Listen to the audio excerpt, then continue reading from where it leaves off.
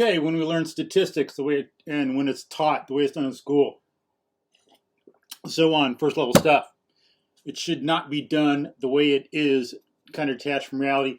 We should teach it with some logic. What the hell is the point of learning anything in school? As I say, unless it's to help us be a better human and prepare a child for adult life. Otherwise, worthless. It's a freaking waste of time. All you're doing is playing a bunch of games. Then someone doesn't learn a damn thing, and they all of a sudden they're going to be adult. You throw them out of nowhere. What the hell is that? Not good. Disagree. Not what I do. In statistics, what we should do when you're talking about causation in studies and stuff, people are talking about doing hypothesis testing to test a hypothesis. What the hell is a hypothesis but something that we want to see is true, like you might use in science or something? So why the hell not talk about what causation is and some basic logic? Statistics doesn't have some kind of magic thing about randomness and getting variation in a sample. It didn't come from there. You know, that kind of stuff, what, 1900 so far as I know?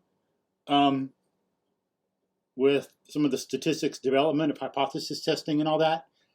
That's not, just because some people learn it that way, it's not, statistics developed this kind of thinking. What a joke! It was known way before. You know, when people did experiments like Galileo and Newton, they knew to vary something to see if the variation in the angle causes a variation in velocity and things like that. There's where we get cause-effect relationships. And we want to make sure when we're doing some things, if you look at pendulums, Galileo and Newton studying pendulums, you want to vary the weight, vary the mass, things like that. What kind of change doesn't matter. What kind of change does? If you have a pendulum and you have a certain size and you keep the same mass, but it's a different material, what does that do? Or if you have a certain volume of material and the mass changes, but the material is different, what does that do? Things like that. And you find how amplitude, velocity, period are related. How period depends on length pretty much only within certain small angles. Doesn't depend on the material. It's not like how long it takes something to swing back and forth. It's going to be different for paper versus as long as it's, you know, crumpled up and not like light like a feather. But it's not going to be different for glass versus metal or something like that. It doesn't matter what time of day it is or what you had for breakfast or if it's made of bacon, if it's got bacon grease on it. You know, what matters is the length of the pendulum. That determines a period. We know to vary things like that. And you vary the length and see how that changes the period. Then you got the causal relationship. That's been known. Galileo, 1600s, 1500s, statistics way later.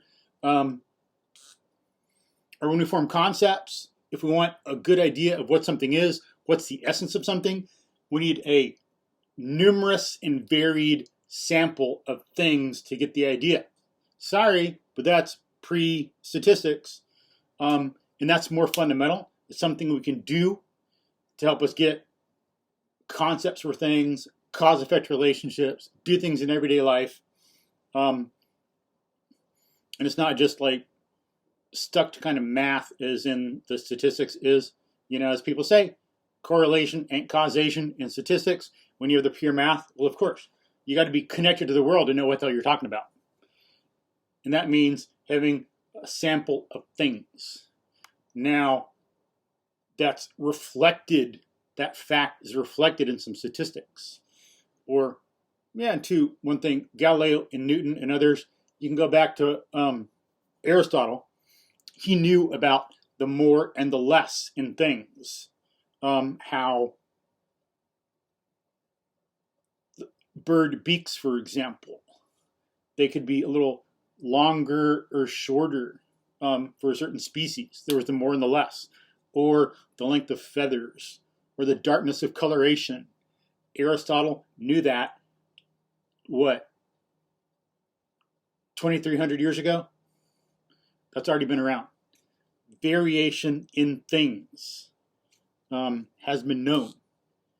And as people developed, Aristotle knew a lot, but it was Kepler, Galileo's time, Newton's time, where people figured out how to do science properly, what a good epistemology is, and not how to try to do it and fail is like Ptolemy and others did. So it's been known to get a variation. We learned how to do induction. People did. Not everyone still knows.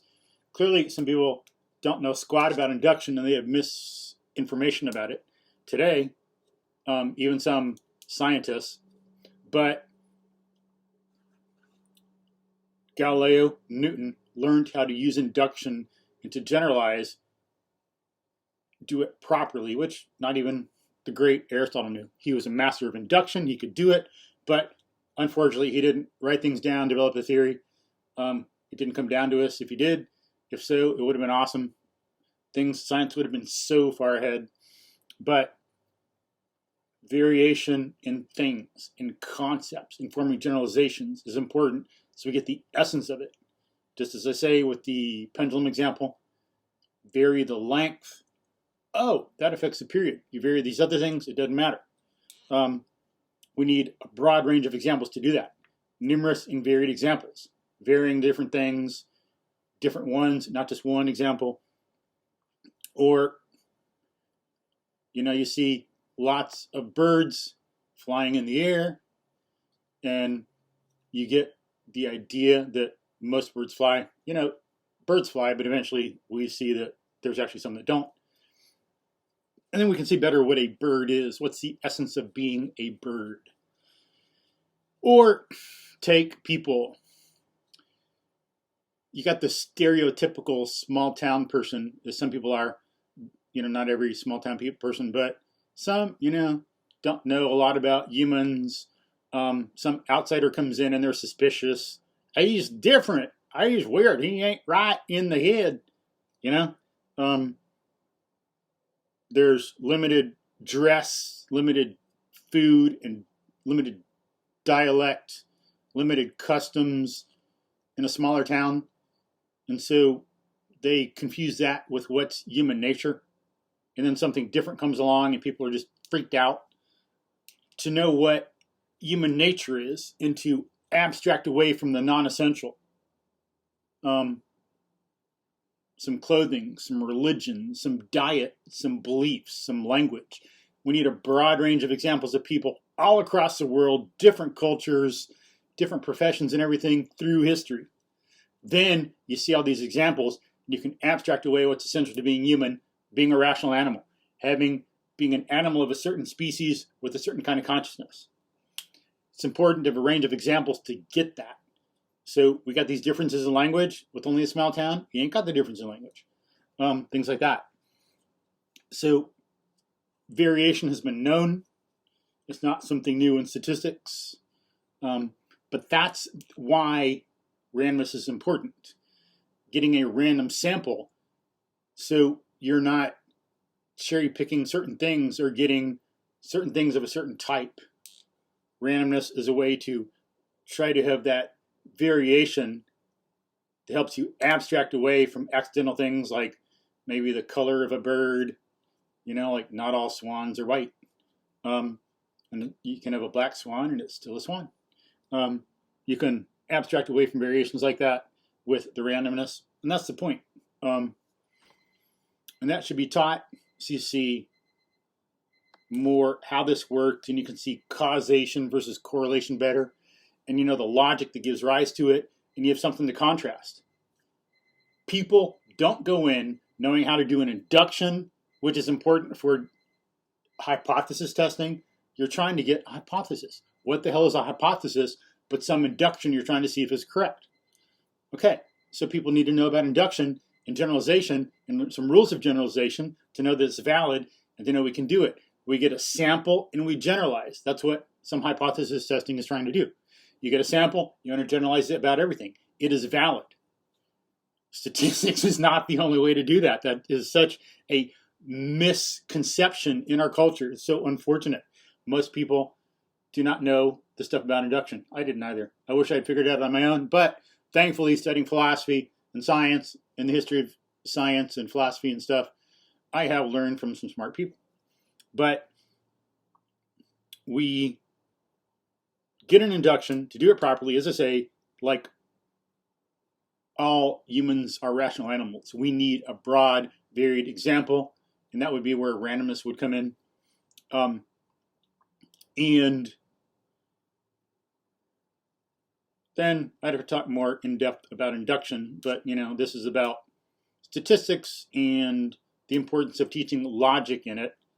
Some real logic, not some like nonsensical symbolic logic and some stuff like that, which is useful for some people, but not in general. And it's not fundamental and important for most people. Not fundamental anyway. And we should see how variation can help us prove a hypothesis. Like when one thing increases, another thing increases in terms of cause effect in the world, as opposed to mere correlation. So we have a contrast to get understanding. When people are only given one thing, like this, in contrast to what? Like, how do I know what causation is if I don't know what causation is and people are just saying this isn't causation? That isn't very helpful. Need more information in the contrast so people know. But like they could do some Mills methods, even though that's like basic induction stuff. Agreement. If there's an effect without something being there, then it's not a cause. If you have like light without a marker around, then marker doesn't cause light. If you have light every time you have some electrical thing going on, then hey, electricity, you can find out, can cause the light, and you can verify it. Agreement. Something's got to be there with the cause. Or you got the contrast also, the method of disagreement, or difference, where if there's not the cause there, there's, or not the effect, not the cause, no light, no electricity, and then you got the contrast. This electrical particular thing, light, it's not there, no light. That's also important for knowing you have a cause and not just a correlation. Agreement. So you got, every time you have this effect, you have the cause. And difference. You have the effect, you have this cause. When like the light's not there, there's not the electrical circuitry stuff, and the cause isn't there. That's important too. And sometimes variation. Sometimes it's a yay or nay, it's there or not. Sometimes, like the harder you push on the brake, the quicker you'll stop within certain conditions, and most things being equal. So when you have variation, you have causation. The harder you push on the brake, the shorter the distance to stop. Within a certain context, the harder you push on the brake, the more you'll accelerate. Of course, again, in a context, some people go cray-cray. Clearly, if you like flood the engine, older engines, it's not going to happen, stall out or whatever.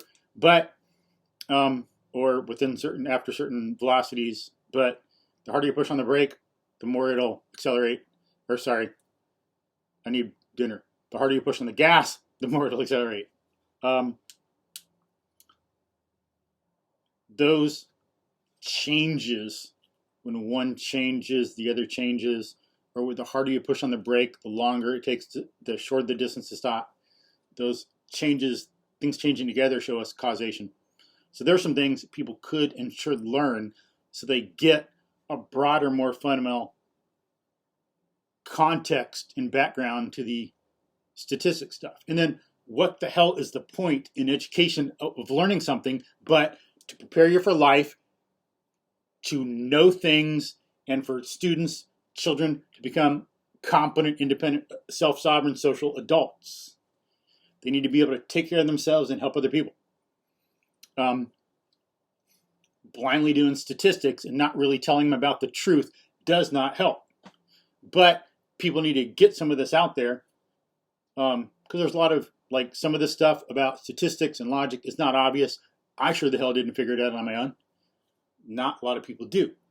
We need to communicate it educate. I could go in and help people train people at schools and stuff, do consulting and so on, spread the word. But it's something we need to do. And again, don't misjudge someone because this stuff is not obvious or easy to do. There are misconceptions out there people got to deal with also. Something seems plausible, and so people kind of accept it.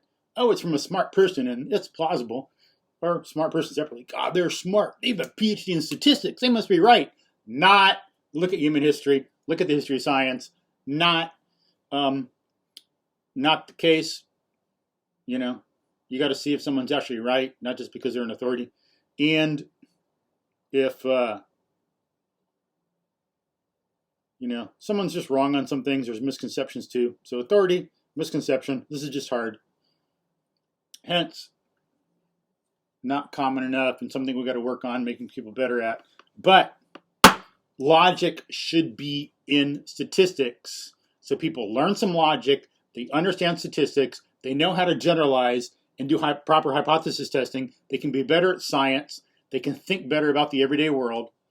And they know how thinking works instead of, oh, let's just make crap up and random do this. The things about logic, the Mills methods, help us know how to think, which we can use at work and in life, all kinds of different situations, fitness, health, friendship, picking something out in a culture, vacation, all this stuff. We need ideas and generalizations all over the place, so we know better how to do things like that, live a better life. Helps us think better, know the world better, live a better life, be prepared for adulthood, which is what we should want for our children. So let's do that. Logic in statistics, please. Peace.